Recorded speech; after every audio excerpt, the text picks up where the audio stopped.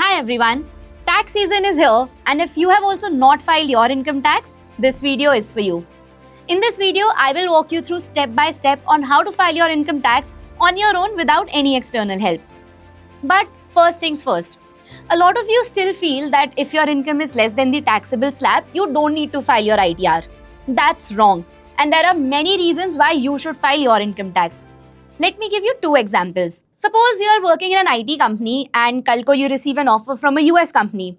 Now you're applying for US visa. You know what's the first document that they'll ask for? Your ITR. Now let's take another example. Suppose you're a freelancer or a consultant that's helping businesses. Now when you raise invoice to the clients, they deduct something called as TDS. And if your income is less than the taxable slab, you can get this amount refunded by the government when you file for your ITR.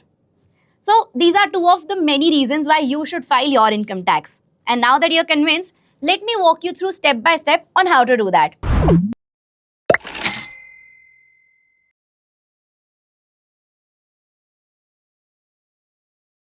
Let's go to the income tax website to begin.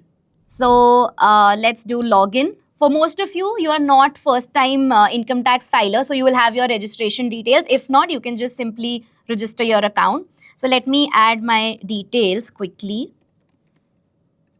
Login ID and there's password.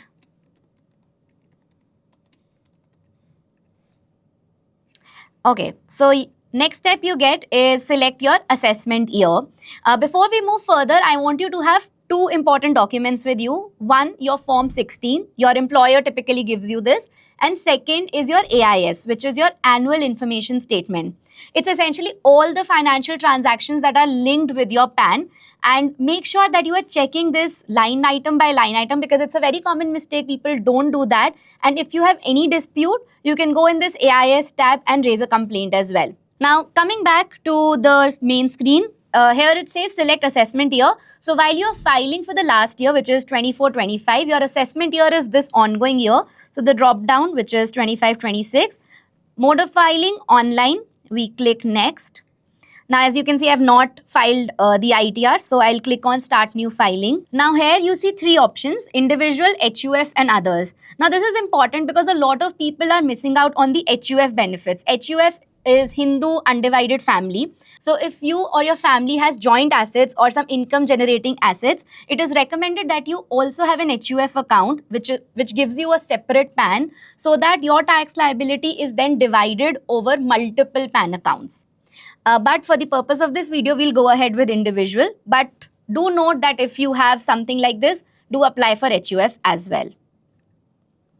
Now comes the very, very important part, which is which ITR form to select. Now, this is very important because a lot of people file the incorrect form and then they later get notice from the income tax department. So I'll share which form is for which kind of person. Now, on the screen, you see all the details, but let me just summarize into two key components. Number one, if your salary is less than 50 lakhs and you don't have any short-term capital gains, ITR 1 is for you. But if you have short-term capital gains, you should go for ITR 2. ITR 3 and 4 are mostly for business incomes. So for the purpose of this video, I believe a lot of you, given you are active investors, will go ahead with ITR 2. So let's do ITR 2 form filing. In case you have any doubts, there's a detailed document in the description that you can check out later. So let's go ahead. So I click next and there's a big warning that's here, or a big notice that's here. It says that new tax regime is the default regime. Now, this is a big question in everybody's mind, which is better for me, old or new tax regime? So first of all of this information that you're hearing about tax-free income up to 12.75 lakhs, this is applicable for current year and not the last year. So for the last year tax slab, we did some quick calculation and here is something that we found out. So if your salary is more than 16 lakhs, you need to have deductions of at least 4.83 lakhs for old tax regime to make sense. Now, this is a lot of deductions and hence I would assume that most of you would apply for the new tax regime in general. In fact, stats also show that 75% of the people are already applying in the new tax regime. So let's start. Let's click OK. And let's get started. Yeah, so quick question, why are we filing income tax? Of course, because it's more than the basic exemption limit. We click continue. Now comes select schedule. So yahan pe we go to schedule part A, and we don't have 5A, that's not applicable for us. Then we go to income. Income mein we have scheduled capital gains. So there are some that are pre-checked and some we need to check. So capital gains, assuming you have those, 112A, which is again sale of equity share, and none of the others are applicable to me. Then I move to the deduction. And in this section, you enter all the deductions that are applicable. In new tax regime, there are anyways very few. So let me tell you exactly what they are. Number one, if you have bought a property that you have let out for rent, you can claim deduction on the interest that you pay on its home loan. Number two, you can also avail deduction under NPS, which means that you can invest up to 14% of your basic plus DA up to 1.5 lakhs of contribution. Number three, gifts up to 50,000 from non-relatives are also exempt from tax. And by the way, did you know that if you reinvest your long-term capital gains into a residential property, that can also be tax-free? Well, with this, let's move to the next step. Tax again is pre-checked and others as well. So we click continue. So now here you see all the list of summaries that you need to provide your confirmation on. Okay, so now you need to provide confirmation on each of these schedules. The first is general information.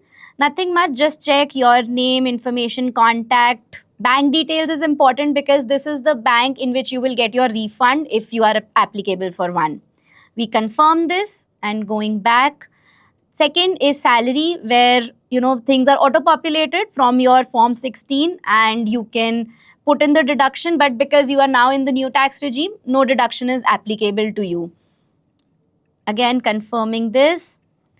And then the next, which is very important, and this is slightly tricky, which is your short-term and long-term capital gains. So before we proceed here, I would request you to download your P&L statement from your stockbroker. I have downloaded mine and this is what it looks like. And yahan pe you can see that there is short-term and long-term gains that are divided clearly, and you will get two statements, one for your mutual fund and one for your stocks. So what I've done is I have compiled it all together into one Excel to make life easier for me. And this Excel also, by the way, you can see from the link in description, and you can make similar one for yourself as well. Now here's a catch. Last year, if you remember, the government had increased STCG and LTCG. So the rule now says that all the sale that you made before 23rd July, if it was under STCG, the tax was 15%, and if it was LTCG, the tax was 10%. But any sale that's made after 23rd July, the STCG is 20% and the LTCG is 12.5%. So what I have done is I have summarized all of my stocks and mutual funds losses and profits and compiled it here. So let me take one example. So in mutual funds, as you can see, I have put, suppose my total buy value was 1 lakh and my total sell value was 2 lakh. So I made essentially a profit of 1 lakh. Now I'll use this data and I'll add it here. So let's click on A1. Now you can see capital gains can actually be from anything, from land, equity, etc. But we'll just stick to equity for now.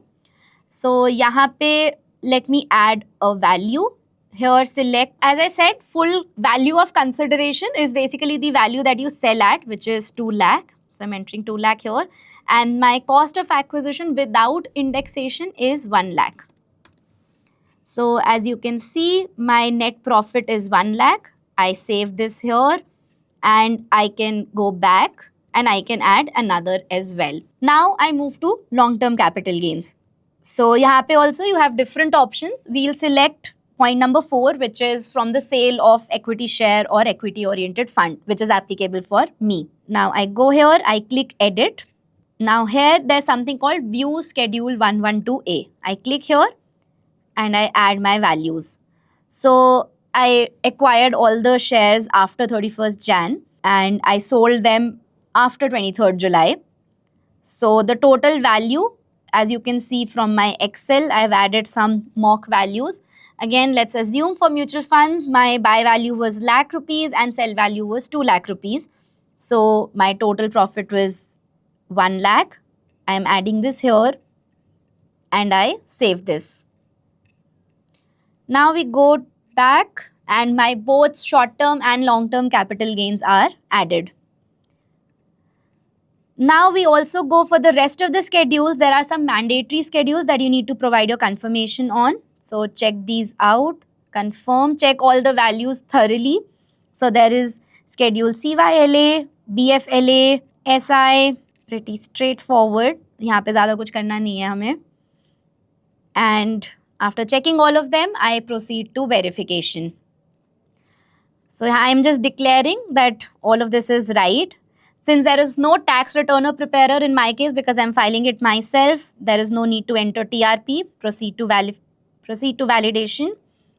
Now there were a couple of errors found because I think I missed confirming some. So just click on them. It will take you back to that page. You confirm and you close all your errors. Click next. Now you will get an OTP on your Aadhaar link mobile number. And now once that it is entered, you will see the tax that is due if that's applicable in your case, and now you can pay through any of your preferred payment methods. And it's done. So that was the process to file via the ITR2. I hope the video helped. You can also go through the document that we have mentioned in the description, which has all the further details as well. And before I close the video, I'll leave you with 2 quick tips. Number 1, always pay advance tax every quarter throughout the year. This is the advance tax schedule that you need to adhere to, and if you don't do that, you attract a penalty of 1% on the unpaid amount, and that can be quite a lot. And tip number 2, so suppose you are changing jobs this year, make sure that you are declaring your salary from your previous employer along with your TDS to your new employer so that correct Form 16 can be made. I faced this problem when there was an error in TDS which resulted in a lot of tax to be paid. Make sure you don't do that. Hope this was helpful. Thank you so much for your time.